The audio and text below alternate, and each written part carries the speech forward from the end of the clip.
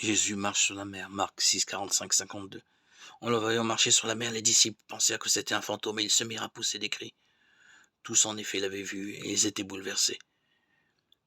Mais aussitôt Jésus parla avec eux et leur dit « Confiance, c'est moi, n'ayez pas peur ». Après avoir nourri miraculeusement une foule, Jésus garde la maîtrise des événements, comme en témoignent quelques verbes dont il est le sujet.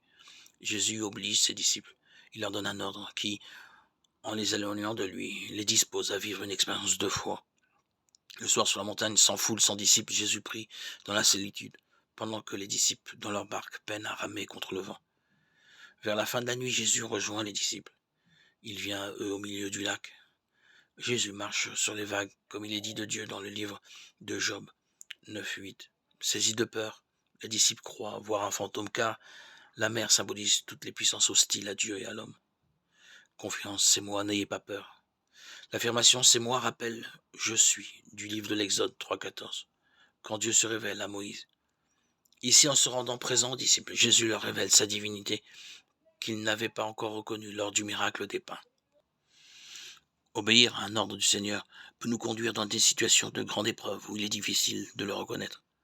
Il nous rejoint pourtant et sa parole reste comme un écho qui n'en finit pas de résonner en nous. Confiance, c'est moi, n'ayez pas peur.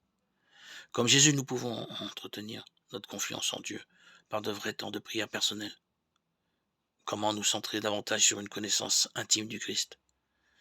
Le contempler chasse toutes nos peurs d'aller à la rencontre des autres et permet de dire la joie de l'évangile, la joie du partage, la joie du don de Dieu, la joie du salut.